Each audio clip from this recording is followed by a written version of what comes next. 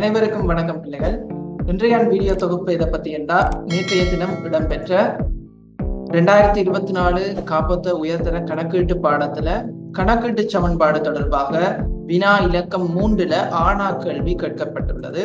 இந்த ஆனா கேள்வியில என்னென்ன விஷயங்கள் கேட்டிருக்காங்க, அதற்குரிய விளக்கம் எப்படி பதிவு செய்கின்றது என்ற விடயங்களை இன்றைய வீடியோ தொகுப்புல பார்ப்போம். வீடியோ பிடிச்சிருந்தா உங்களுடைய ஃப்ரெண்ட்ஸுக்கும் ஷேர் பண்ணி கொள்ளுங்க. நான் வழக்கமா என்னட்ட படிக்கிறாங்களுக்கு சொல்லணும், இந்த வெட் வரிய எவ்வாறு கணக்கெடு சமன்பாட்டுல பதிவு செய்யறது, கேள்விகள் கேட்கப்படுற குறைவு ஆனா தெரிஞ்சு வச்சிருக்கணும் ஒரே சொல்லணும். சோ அந்த விதமாகத்தான் இந்த வினா தொகுப்பு, இந்த டில்ஷான் வணிகத்தினுடைய வினா வினாவப்பட்டிருக்கு. தொடர்ச்சியாக பாருங்க பிள்ளைகள், இந்த டில்ஷான் வணிகமானது விசேட வகையான கணினிகளை விற்பனை செய்யும் நிறுவனம் ஒன்றாகும். இந்நிறுவனமானது பெறுமதி சேர் வரிக்காக வேட் வரிக்கு பதிவு செய்யப்பட்டுள்ளது. ஆரம்ப மீதிகள் எப்ப அக்டோபர் மாதம் 1ஆம் தேதி ஆரம்ப மீதிகள் தரப்பட்டிருக்கு. அப்ப ஆரம்ப மீதிகள் தந்திருக்காங்க ஒரு விஷயம். அதை தொடர்ந்து 12 கொடுக்கல் வாங்கல் தந்திருக்காங்க. வினாவை பாருங்க, என்ன வினா கேட்கப்பட்டிருக்குன்னு பாருங்க. கணக்கீட்டு சமன்பாட்டை பயன்படுத்தி 1/10/2024 உள்ளவாறான மீதிகளை பதிவு செய்வதுடன் 1 தொடக்கம் 12 வரையான கொடுக்கல் வாங்கல்களின் தாக்கத்தினை பெறுமதியுடன் காட்டுக. பெறுமதி அதிகரிக்குமாயின் சக எனவும் குறைவடையுமாயின் மைனஸ் எனவும் ஒவ்வொரு பெறுமதிக்கு முன்னே குறிப்பிடுங்க. அப்ப கட்டாயம் பிளஸ் மைனஸ் சைன் நீங்கள் போட்டுக்கொள்ள வேண்டும். சரிதானே? அதை தொடர்ந்து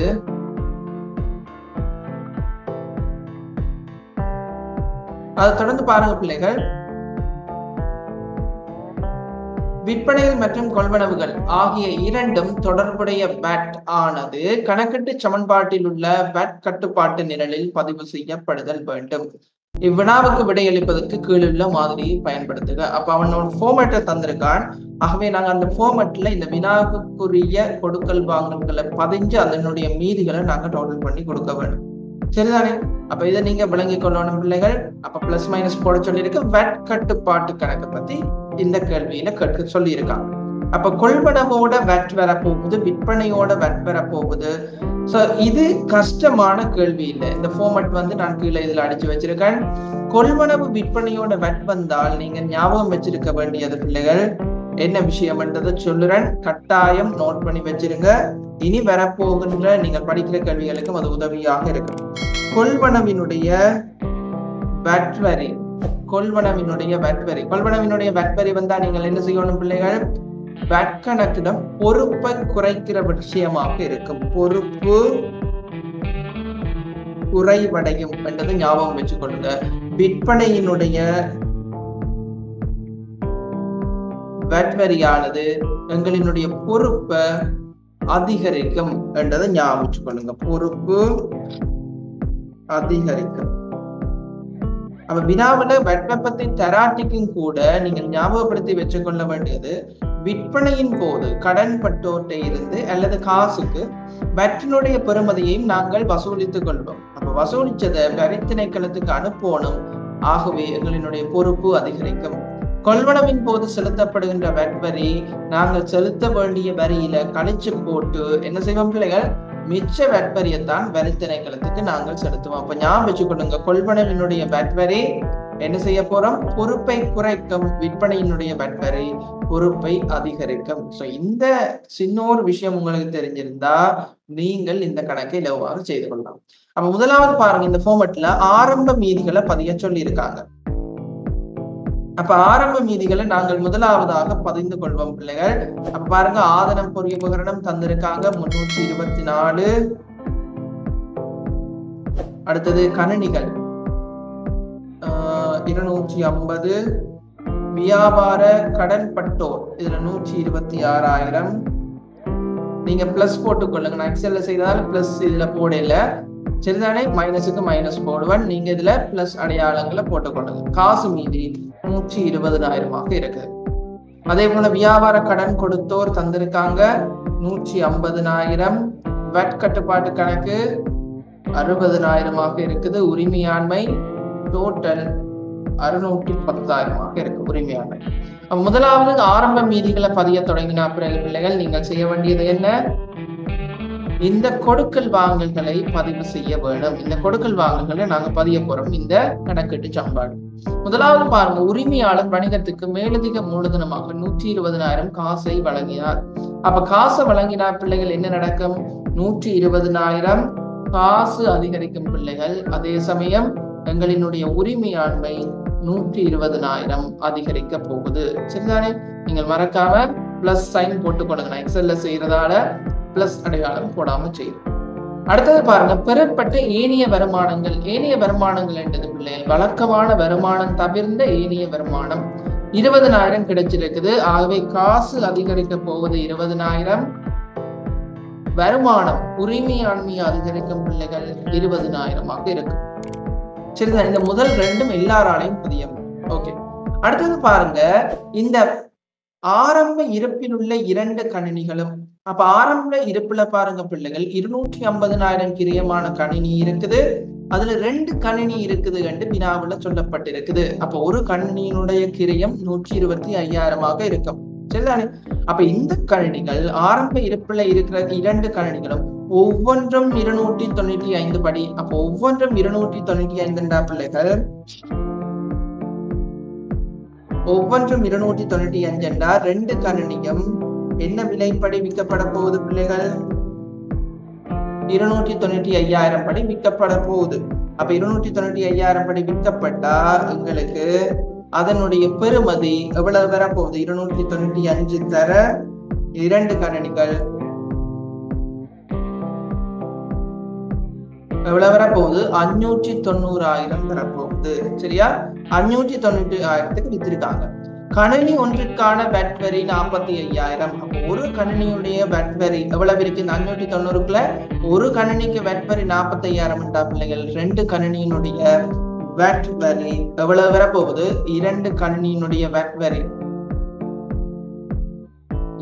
45,000 படி 2 கணினியினுடைய பேட் வரி இதற்குள்ள உள்ளடக்கப்பட்டிருக்கும்.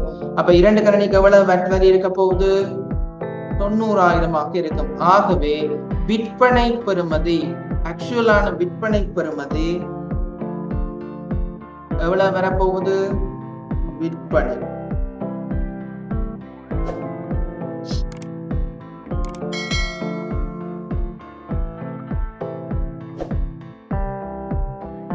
எவ்வளவு வரப்போகுது பிள்ளைகள்? 500,000 இருக்கு. அப்ப கடனுக்கு விற்கப்பட்டிருக்க பிள்ளைகள். அப்ப இதனுடைய கிரயம் எவ்வளவாக இருக்க போகுது? 250,000 பெறுமதியானது 500,000க்கு வித்திருக்கம். பேட் வரி 90,000. மொத்தமாக கடன் பட்டோர் 590,000 தரணும். சரிதானே? இதுதான் இந்த கேள்வியினுடைய சமரி. அப்ப இந்த விளக்கம் நீங்கள் பெற்றுக்கொண்டால் இது எப்படி கணக்கீட்டு சமன்பாடுல பதிகிறதுன்றது ஈஸியா விளங்கிக் கொள்ளலாம். அப்ப எங்களினுடைய இருப்பு 2 கணினிகளினுடைய கிரயம் குறைவடைய போகுது. 250,000 எங்களினுடைய இருப்பு குறைய போகுது. கடன் பட்டோர் விற்பனை பெறுமதி 500,000. சரியா? பேட்டினுடைய பெறுமதி 90,000 சேர்த்து 590,000 தர வேண்டும். ஆகவே கடன் பட்டோர் 590,000 அதிகரிக்கும். பிளஸ் சைன் போட்டுக்கொள்ளுங்க. அடுத்தது பாருங்க, இந்த பேட் வரியை பத்தி கொண்டு சொன்னால் விற்பனையினுடைய பேட் வரி பொறுப்பு பிள்ளைகள். ஏன்? வரி திணைக்களத்துக்கு நாங்கள் அனுப்ப வேண்டும். அப்ப பொறுப்பு அதிகரிக்க போது பேட் தொடர்பான பொறுப்பு பேட் நிரலுக்குள்ள நீங்க சக 90,000 காட்ட வேண்டும். பொறுப்பு அதிகரிக்கும். ஆகவே இங்க எங்களுக்கு ப்ராஃபிட் எவ்வளவு கிடைக்கும் பிள்ளைகள்? இதுல விற்பனை பெறுமதி 590 500,000 பிள்ளைகள். வடிவா ஞாபகம் வச்சுக்கொள்ளுங்க. 590 பேட் சேர்ந்த பெறுமதி. ஆக்சுவலான விற்பனை பெறுமதி எவ்வளவு? 500,000. அப்ப 250 கிரயமானது 500,000க்கு விற்கக்குள்ள எங்களுக்கு மொத்த லாபம் கிடைக்கும். இதுல எவ்வளவு லாபம் கிடைக்க போகுது? 250,000 லாபம் கிடைக்கும். லாபம் உரிமையாண்மையை அதிகரிக்கும். ஆகவே இந்த விதமாக இதை நீங்கள் பதிவு செய்து கொள்ள வேண்டும். சரிதானே? அப்ப இதை எப்படி பதிகிறதால தான் எங்களுக்கு இலகுவாக இதை புரிஞ்சு கொள்ளக்கூடியதா இருக்கும். விளங்கி கேள்வியை நாங்க செய்து கொண்டு போவோம். சரிதானே? அப்ப இதுல இது விளங்காட்டிக்கு கமெண்ட் பண்ணிக்கொள்ளுங்க. நான் கட்டாயம் உங்களுக்கு அதற்குரிய விளக்கங்களை தந்து கொண்டு போவேன். சோ இதை வடிவா விளங்கிக் கொள்ளுங்க பிள்ளைகள். சரிதானே? இந்த விஷயம் விளங்கணும். முதலாவது நான் சொன்ன பேட் தொடர்பான விடயம், அடுத்தது இப்ப தந்த வினாவை எப்படி பதிகிறது என்றதை பத்தி சொல்லு. ஓகே, அடுத்ததுக்கு நாங்கள் போவோம்.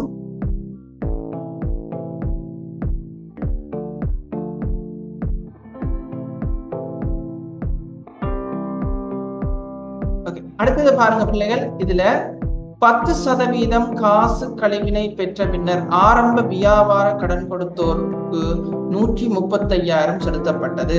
அப்ப 10% காசு கழிவை பெற்ற பின்னர் பிள்ளைகள் எவ்வளவு காசு செலுத்துறோம்? காசு அப்ப நாங்கள் செலுத்துகின்ற காசு 135,000. அதுல தந்திருக்கான் 10% கழிச்சா பிறகு, சரியா, செலுத்தின காசு எவ்வளவு பிள்ளைகள்? 135,000. அப்ப மிச்சம் 10% கழிச்சா பிறகு காசு செலுத்தி இருக்க. ஓகே, ஆகவே 10%க்கு பேர் என்ன சொல்லுவோம் பிள்ளைகள்? 10%க்கு என்ன பேர் சொல்லுவோம்? எஸ், பெற்ற கழிவாக இருக்கும். 10%க்கு பேர் என்ன? பெற்ற கழிவாக இருக்கும். சரிதானே? 10% பெற்ற கழிவு. ஆகவே செலுத்திய காசு எத்தனை பெர்சன்டேஜ் இருக்க போகுது பிள்ளைகள்? 90% இருக்கும். செலுத்திய காசு எவ்வளவாக இருக்க போகுது? 90% இருக்கும். சரிதானே? ஆகவே 135,000 90% என்றா பிள்ளைகள் 10% எவ்வளவு விடை பெற போகுது?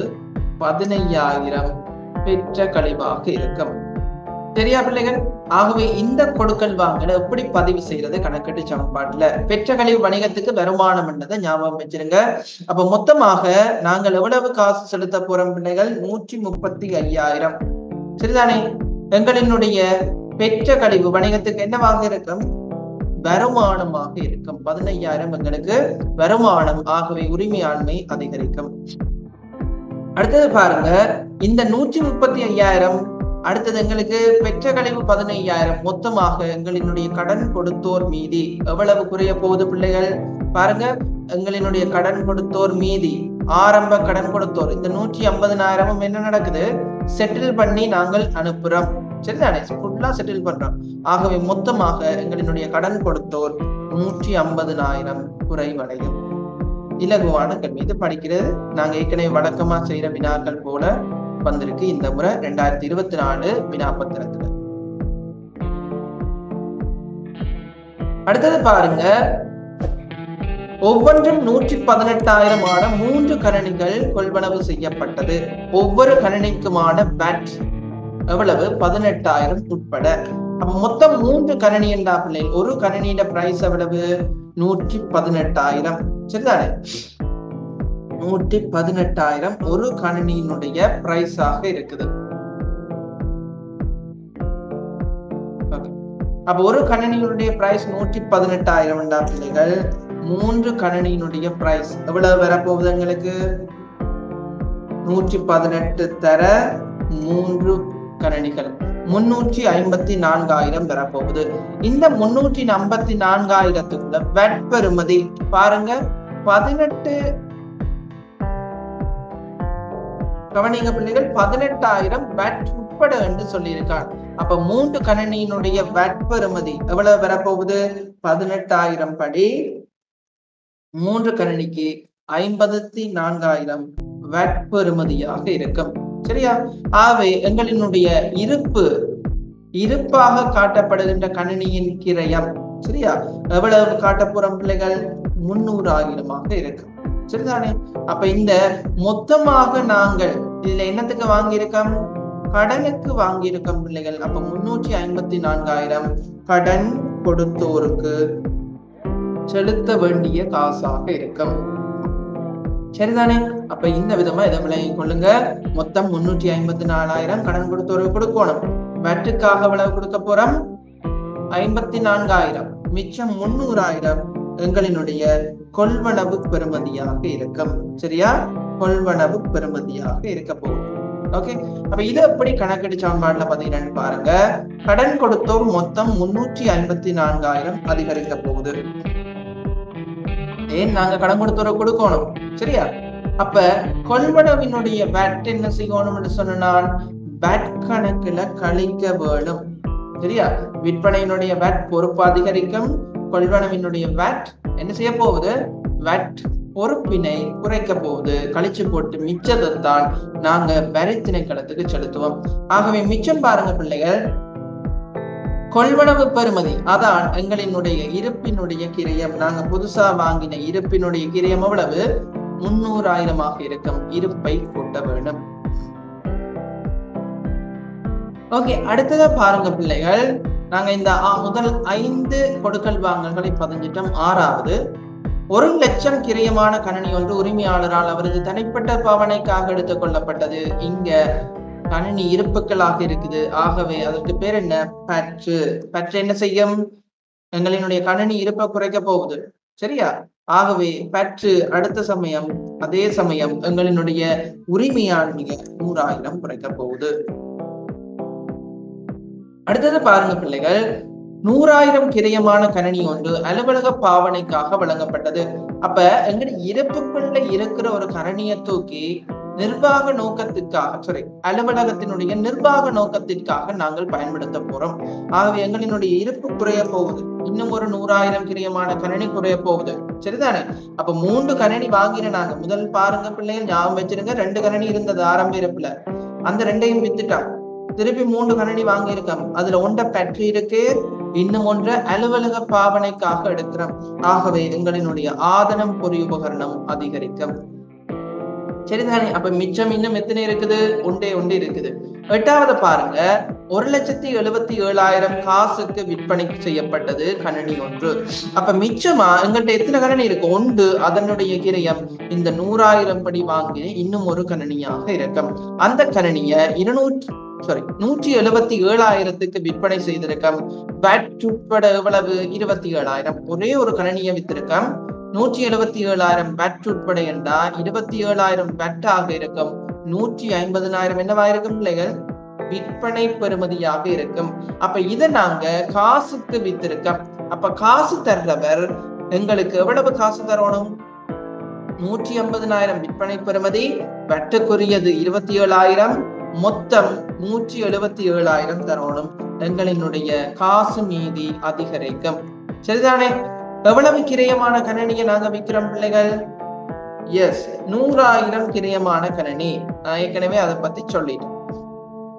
இப்ப எங்களுக்கு இந்த 27,000 என்னத்துக்காண்டி காசு பெற்றிருக்கோம்? வரி திணைக்களத்துக்கு செலுத்தணும். ஆகவே வேட் பொறுப்பு அதிகரிக்க போகுது. சரிதானே? வேட் பொறுப்பு அதிகரிக்க போகுது. ஆகவே எங்களுக்கு விற்பனை பெறுமதி ஆக்சுவலா 150,000. சரிதானே? ஏன் 27,000 வெட்டுகள்ல பிள்ளைகள் பெற்றிருக்கோம். ஆகவே 150,000 விற்பனை பெறுமதி, 100,000 அதன் கிரயம், எங்களுக்கு ப்ராஃபிட் கிடைக்க போகுது. எவ்வளவு? 50,000 இருக்க போகுது. சரிதானே? அப்ப இந்த விதமாக இதை பதிவு செய்யறதுக்கு தெரிஞ்சிருக்கணும். சரியா? அப்ப 50,000 ப்ராஃபிட் கிடைக்குது, 27,000 வரி பொறுப்பு அதிகரிக்குது, 177,000 காசு கிடைக்குது. எங்களினுடைய இருப்புகள் முழுக்க நாங்க வித்து முடிச்சுட்டோம். சரிதானே? இப்ப ஃபர்ஸ்டா 2 இருந்தது, 2ஐயும் வித்துட்டோம். திருப்பி 3 இருந்தது, ஒன்றை பற்றிட்டு ஒன்றை அலுவலக பாவனைக்காக எடுக்கிறோம், ஒன்றை வித்துட்டோம். இப்ப எங்கள்கிட்ட கணினி இருப்பண்ட எத்தனை இருக்கு? 3 இருக்கு, அதெல்லாம் வித்துட்டோம். தொடர்ந்து கேள்வி வருது பாருங்க, செலுத்திய செயற்பாட்டு செலவுகள். செயற்பாட்டு செலவுகள் செலுத்தி இருக்கோம். எவ்வளவு செலுத்தி இருக்கோம் பிள்ளைகள்? 80,000 செலுத்தி இருக்கோம். ஆகவே எங்களினுடைய காசு குறைய போகுது. 9வது கொடுக்கல் வாங்கல் மைனஸ்ல போடணுமா? அதே சமயம் செலவீனம் உரிமையாண்மையை குறைக்கும். ஆகவே எங்களினுடைய உரிமை குறைவடைய போகுது. சரியோ? அடுத்தது பாருங்க, 6,000 காசு கழிவு அனுமதிக்கப்பட்ட பின்னர் ஆரம்ப வியாபார கடன்பட்டோரிடம் இருந்து 120,000 பெறப்பட்டது. அப்ப இங்க பெர்சன்டேஜ் எல்லாம் தெரியல, அவனே தந்திருக்கான். கடன்பட்டோர்கிட்ட பெற்றது 120,000. சரியா? ஆரம்ப வியாபார கடன்பட்டோர் பாருங்க 126,000 தரணும். இதை ஃபுல்லா செட்டில் பண்றாரு. அப்ப மொத்தமா எவ்வளவு காசு வருது? 120,000 காசு வருது. 6,000க்கு பேர் என்ன? கொடுத்த கழிவாக இருக்கும். கொடுத்த கழிவு வணிகத்துக்கு என்ன? ஒரு செலவீனமாக இருக்கும். மறக்காதீங்க பிள்ளைகள். சோ கடன்பட்டோர் மொத்தம் எவ்வளவு குறைய போறேன்? 126,000. ஏன் குறைகிறேன்? ஒன்று காசு கிடைக்குது 1,20,000. காசு கூட போகுது. ரெண்டாவது, நாங்கள் குறைச்சு விட்டுருக்கோம், அதுக்கு பேர் கொடுத்த கழிவு, செலவீனம், வணிகத்தினுடைய உரிமையாண்மை குறைவடையும். சரிதானே? நான் பதிவு செய்யற விடயம் எல்லாம் 3 இல்லாம செய்து கொண்டு போறேன். சரியோ? அடுத்தது பாருங்க, ஒவ்வொன்றும் 147,000 ஆன 2 கணனிகள் காசுக்கு கொள்வனம் செய்யப்பட்டது. அப்ப திருப்பி கொள்வனம் நடக்குது. எத்தனை கணனி?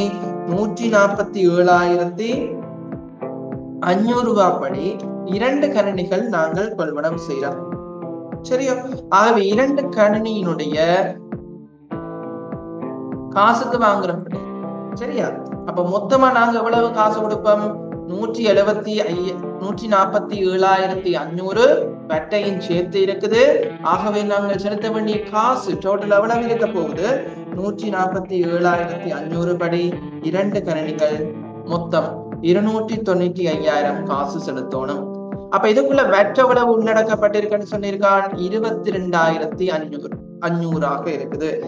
வெட் பெறுமதி எவ்வளவாக இருக்கும்? 22,500 படி 2 கணினிகளாக இருக்கும். சரியோ? அப்ப அதனுடைய வேல்யூ பெறுமதி 22,500 தர 2 எவ்வளவு வரப்போகுது? 45,000 இருக்கும் பிள்ளைகள். ஆகவே எங்களினுடைய கொள்வனவு பெறுமதி எவ்வளவாக இருக்கும்? 250,000 இருக்கும்.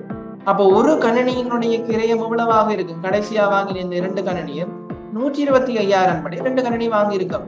அதுல வட்டையும் சேர்த்து 295,000 காசு கொடுத்திருக்கோம். அப்ப இதை எப்படி பதிய போறோம் பார்த்துக்கொள்ளுங்க. ஓகே, அப்ப முதலாவது எங்களினுடைய கணினி இருப்பு எவ்வளவு அதிகரிக்க போகுது பிள்ளைகள்? 250,000 அதிகரிக்க போகுது. சரியா? 250,000 அதிகரிக்க போகுது. வேட் கொள்வனவினுடைய வேட் என்ன செய்யணும் பிள்ளைகள்? 45,000 எங்களினுடைய வேட் கட்டுப்பாட்டு கணக்குல கழிக்கோணம், பொறுப்பு குறையும். சரிதானே? வரி திணைக்களத்துக்கு செலுத்த வேண்டிய பொறுப்பு குறைய போகுது. மொத்தம் எவ்வளவு காசு கொடுத்து வாங்கியிருப்போம்? கொள்வனவு பெறுமதியையும் கொடுத்திருப்போம் பிள்ளைகள், வட்டுக்குரிய பெறுமதியும் கொடுத்திருப்போம். மொத்தம் 295,000 காசு செலுத்தி இருப்போம். ஆகவே எங்களினுடைய காசு 290,000 குறைவடைய போகுது. சரியா? அப்ப இதுல வழக்கமா வர்ற கேள்வி பற்றின விடப்பிள்ளை இந்த ஒவ்வொன்றும் ஒன்று இந்த இதுகளை கவனிக்கணும். நீங்க தான் மல்டிப்ளை பண்ணி போடணும். அப்ப சும்மா நேரடியா தந்த தொகையை போட்டு கணக்கு செய்ய இயலாது. இதுல இருக்கிற வித்தியாசம். கடைசியாக பாருங்க, 31/10/2024 உள்ளவாறான இருப்பானது. அப்ப ஏற்கனவே வாங்கினது பாருங்க, இது ரெண்டும் வித்துட்டோம். ஏற்கனவே திருப்பி இதுல 3 வாங்கியிருக்கோம், அந்த 3 முடிஞ்சது. திருப்பி கடைசியா வாங்கினது மட்டும்தான் மிச்சமா இருக்க போகுது. என்ன? ஆகவே இந்த இருப்புகளின் தேறக்கூடிய பெறுமதி 200,000 அளவீடு செய்யப்பட்டது. அப்ப இருப்புகளினுடைய பெறுமதி பாருங்க எவ்வளவு இருக்குது? இந்த கடைசியா வாங்கினது மட்டும்தான் இருப்பு என்று எங்கள்கிட்ட இருக்க போகுது. ஆனால் இதனுடைய தேறத்தக்க பெறுமதி எவ்வளவாக இருக்குது? 200,000. தேறத்தக்க பெறுமதி குறைவாக இருந்தால் என்ன ஏற்படும்? இருப்பு வீழ்ச்சி நட்டம். இந்த இருப்பு வீழ்ச்சி நட்டத்தை எப்படி பிள்ளைகள் நாங்கள் பதிவு செய்யறது? எஸ், 50,000 ஏற்படுது. எங்களை இருப்பின் பெறுமதி குறைவடையும். இருப்பு வீழ்ச்சி நட்டம் வணிகத்துக்கு என்ன? செலவீனம், எங்களினுடைய உரிமையாண்மை குறைவடையும். சரியோ? அப்ப இந்த விதமா இந்த 12 கொடுக்கல் வாங்கல கடன்னு நீங்க பதிஞ்சு விட்டீங்கன்னா சரி. வெரி சிம்பிள் கொஸ்டின், ஆனால் கவனமாக இருக்கணும். சோ இப்ப இதை நாங்க இந்த கணக்கீட்டு சமன்பாடை கட்டி இனி பிள்ளைகள் நாங்கள் இந்த கணக்கீட்டு சமன்பாடை கூட்டி சமப்படுத்த வேண்டும். சரிதானே? ஓகே, கூட்டி சமப்படுத்தினா பிறகு அடுத்த 2வது கேள்வியை செய்யும். சரியா? சோ நான் எக்ஸல்ல செய்யறதால கடகடன்னு கூட்டிடுவேன். ஓகே, கணக்கீட்டு சமன்பாடை கூட்டினீங்கன்னா இந்த மாதிரி உங்களுக்கு விடை கிடைக்கும். சரியோ? அப்ப கணக்கீட்டு சமன்பாட்டுல ஒவ்வொரு விஷயமும் எப்படி பதிஞ்சிருக்கின்றது நல்ல தெளிவா தெரிஞ்சிருக்கும் என்று நான் நினைக்கிறேன். ஓகே, அடுத்தது பாருங்க பிள்ளைகள், மொத்த லாப கணிப்பீட்டு கூற்று. வழக்கமா பிள்ளைகள் எங்களுக்கு என்ன கேட்பாங்கன்னா வருமான கூற்று செய்து காட்டு கணக்கீட்டு சமன்பாட்டுல. நீங்க மொத்த லாபத்தை கணிப்பிட்டு காட்ட சொன்னா விற்பனையையும் விற்பனை கிரயத்தையும் நாங்கள் என்ன செய்யணும் பிள்ளைகள்?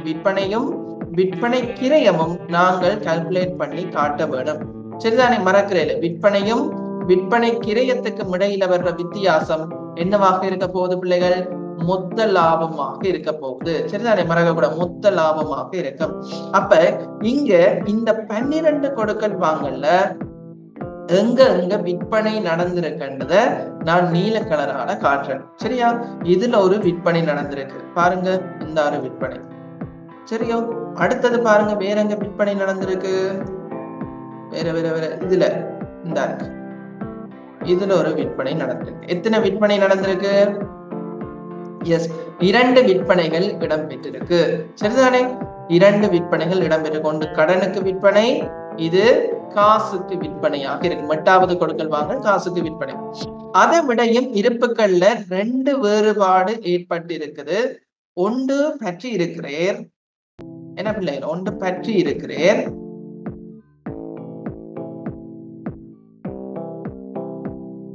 சரியா?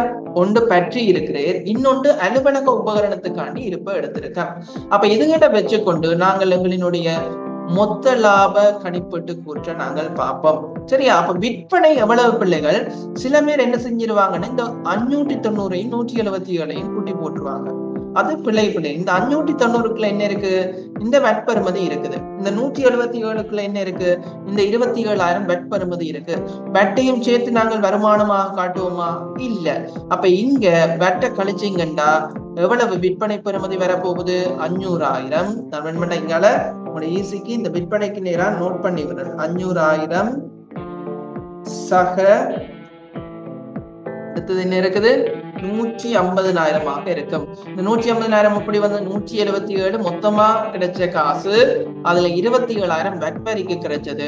ஆகவே எவ்வளவு வரப்போது பிள்ளைகள்? மொத்த விற்பனை வருமானம் 650,000. சரியோ? இதுல நாங்கள் கொள்வனம் செய்தது 2 இடத்துல கொள்வனம் செய்திருக்கோம். அந்த கொள்வனம் செய்த இருப்புகளை நான் உங்களுக்கு yellow கலர்ல காட்டுறேன். சரியா? 2 இடத்துல கொள்வனம் செய்திருக்கேன். ஓகே. அப்ப கொள்வனவு பதியம் முதல் ஆரம்ப இருப்பு பாருங்க, எவ்வளவு ஆரம்ப இருப்பு இருக்குது? 250,000 இருக்குது. எங்களுக்கு ஆரம்ப இருப்பு தந்திருக்காங்க 250,000. சரிதானே? ஓகே. கொள்வனவு பெறுமதி பாருங்க, இந்த yellow கலர்ல இருக்கு. 5வது கொடுக்கல் வாங்கல் 11வது கொடுக்கல் வாங்கல் தான் கொள்வனவு. எவ்வளவு கொள்வனவு? எவ்வளவு பிள்ளைகள்? எஸ், 550,000 இருக்கு. 550 கொள்வனவு பெறுமதி. இதுல 100,000, இந்த 100,000 பற்றி இருக்கிறேன். என்ன இது? கொஞ்சம் வித்தியாசமான கொடுக்கல் வாங்கல். ஒன்று 100,000 பற்றி இருக்கிறேன். என்ன அடுத்தது இன்னும் ஒரு 100,000 அலுவலக உபகரணத்துக்காக நாங்கள் பெற்றுக் கொண்டிருக்கோம். ஆகவே கொள்வனம் செய்யப்பட்ட இருப்பு என்ன செஞ்சிருக்கோம்? 100,000 பற்றுக்காண்டி குறைஞ்சிருக்கோம். இன்னும் ஒரு 100,000 எடுத்திருப்போம் அலுவலக பாவனைக்கான கணனியாக இருக்கும். அப்ப கடைசியா எங்கள்கிட்ட எத்தனை கணனி இருக்கும்? 2 கணனி தான் இருக்க போகுது. ஆகவே விற்க இருந்த சரக்கின் கிரயம் எங்கள்கிட்ட எவ்வளவு இருந்திருக்கு? 600,000 தான் விற்கிறதுக்கு எங்கள்கிட்ட இருப்புக்கள் இருந்திருக்குது. சரிதானே? அந்த 600,000 கிரயமான இருப்புல எத்தனை இருப்பு விற்கப்படாமல் இருக்குது வேண்டாம்? இந்த கடைசியா வாங்கின 250,000. நீங்கள் கிரயம் நிகர தேரத்தக்க பெறுமதி படிக்கைக்குள்ள இருப்புகள் தொடர்பாக வருமான கூற்றுல காட்டப்பட வேண்டிய இருப்பு கிரய பெறுமதியில காட்டணும். சில பேர் என்ன செஞ்சிருவாங்கன்னா இந்த 200,000 போட்டு விட்டுருவாங்க. அது பிள்ளை. சரியா? 200,000 எங்க வரப்போவது? நிதி நிலைமை கூற்றுல வர்ற இருப்பாக இருக்கும். ஆகவே 250,000 தான் கட்டாயம் நீங்கள் இறுதி இருப்பு என்று கழிக்க வேண்டிய தொகையாக இருக்கும். சரிதானே? ஆகவே விற்பனை கிரயம் பிள்ளைகள் எவ்வளவு தொகை வரப்போகுது? சொல்லுங்க பாபம். விற்பனை கிரயம் எவ்வளவு? 350,000 இருக்கு. ஆகவே 350,000 விற்பனை கிரயம் என்றால் எங்களுக்கு மொத்த லாபம் எவ்வளவு? மொத்த லாபம் வரப்போகுது 650ல 350 கழிக்கணுமா? கழிச்சிங்கள் என்றால் எங்களுக்கு மொத்த லாபம் கிடைக்க போகுது 300,000 இருக்கு. மொத்த லாப கணிப்பீட்டு கூற்று. சரியா? இந்த 300,000 பிள்ளைகள் இலகுவாகவும் கண்டுபிடிக்கலாம். இங்க ஒரு கூற்று வடிவத்துல கேட்டதால நான் கொஞ்சம் தெளிவாக உங்களுக்கு செய்து காட்டியிருக்கேன். நீங்க குழம்ப கூட மேக்சிமம் இது எப்படி வந்திருக்குன்றதை காட்டியிருக்கேன். சரியா? ஓகே. இதுல எந்த விதமான டவுட்டுமே வராதுன்னு நினைக்கிறேன். அப்ப இந்த 300,000 எப்படி குயிக்கா எடுக்கலாம்டா பாருங்க. இதுல பாருங்க எங்களுக்கு ப்ராஃபிட் கிடைச்சிருக்குது. என்ன 250,000 ப்ராஃபிட் ஒன்று கிடைச்சிருக்கு. இதுக்கு பேர் என்ன? மொத்த லாபம். அதே சமயம் பாருங்க இன்னும் ஒரு இடத்துல எங்களுக்கு இதுல பாருங்க 50,000 ப்ராஃபிட் கிடைச்சிருக்கு. விற்பனைக்கு நேரா ப்ளூ கலர் விற்பனைன்னு சொன்னேன். என்ன அப்ப இந்த 250,000 இந்த 50,000 சேர்த்தா என்ன வரும்? இதே 300,000 தான் வரப்போகுது. சரியோ? அப்ப உங்களுக்கு தெரியணும் இந்த 300,000 நாங்க வெரிஃபை பண்றது, உறுதிப்படுத்திக் கொள்றது பிள்ளைகள். நான் செஞ்சது சரி என்ற ரீதியில நீங்கள் உறுதிப்படுத்திக் கொள்ளணும். சரிதானே?